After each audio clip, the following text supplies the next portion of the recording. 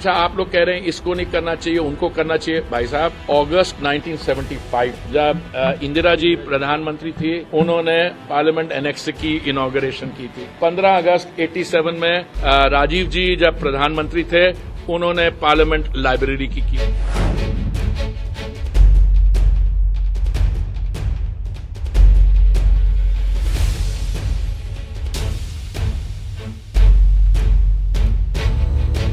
आगामी 28 मई को भारत के प्रधानमंत्री नरेंद्र मोदी नए संसद भवन का उद्घाटन करने वाले हैं और ये बात कांग्रेस पचा ही नहीं पा रही है। अभी तक कांग्रेस को संसद भवन पर होने वाले खर्च को लेकर आपत्ति थी और अब जब नया संसद भवन बनकर तैयार हो गया तो अब पीएम मोदी के हाथों इसका उद्घाटन होने से रोज नया कोई न कोई शिगुफा ले आते हैं और सोच रहे हैं कि शायद कोई ना कोई पैतरा काम कर जाए कि पीएम मोदी का नाम इस देश के नए संसद भवन के उद्घाटन से न जुड़ने पाए। तभी तो अब कांग्रेस ने नई मांग उठा दी है कि ये काम राष्ट्रपति द्रौपदी मुर्मू के शुभ कर कमलों से होना चाहिए। कांग्रेस अध्यक्ष मल्लिकार्जुन खड़गे ने राष्ट्रपति के हाथों नए भवन का उद्घाटन कराने की मांग के साथ केंद्र सरकार को घेरना चाहा। वहीं शशि थरूर ने भी जब मल्लिकार्जुन खड़गे की हाँ में हाँ मिलाई तो फिर आवास, शहरी मामलों, पेट्रोलियम और प्राकृतिक गैस के केंद्रीय मंत्री हरदीप सिंह पुरी ने मोर्चा संभाला। पहले तो सोमवार को ही शशि थरूर का ट्वीट साझा करते हुए केंद्रीय मंत्री हरदीप सिंह पुरी ने पूरी कांग्रेस को जवाब दिया और उसके बाद फिर मंगलवार को हरदीप सिंह पुरी ने 2 डेट्स बता दी है। संसद से ही जुड़ी हुई कांग्रेस पर आरोप लगा दिया है कि पहले नए संसद भवन की आवश्यकता पर सवाल उठाने वाली कांग्रेस ने आर्टिकल्स को मिसकोट कर अपने गोल पोस्ट को बदलने की कोशिश की है। साथ ही याद दिलाया, अगर कांग्रेस 24 अक्टूबर 1975 के दिन को याद करे जिस दिन इंदिरा गांधी ने संसदीय एनेक्सी का उद्घाटन किया था, या फिर 15 अगस्त 1987 को याद करेंगे जब राजीव गांधी ने पार्लियामेंट लाइब्रेरी की नींव रखी थी, तो उन्हें बेहतर महसूस होगा। सुनिए क्या कह रहे हैं केंद्रीय मंत्री Hardeep Singh Puri.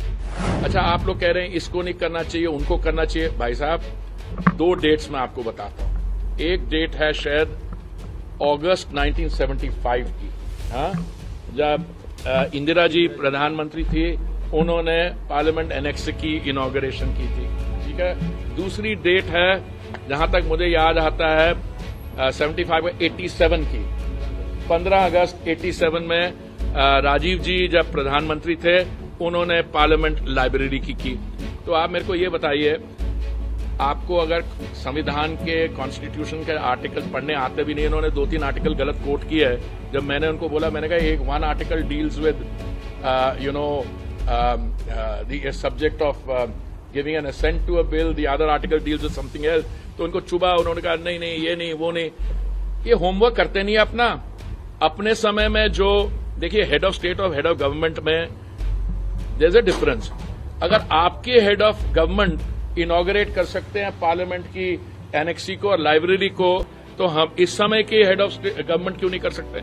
Simple is that. मुझे लगता है कि ये this was a very poor attempt at creating a diversion. वहीं कांग्रेस के जमाने में सोनिया गांधी के लिए केंद्रीय मंत्री पुरी का क्या कुछ कहना है, जरा सुनिए।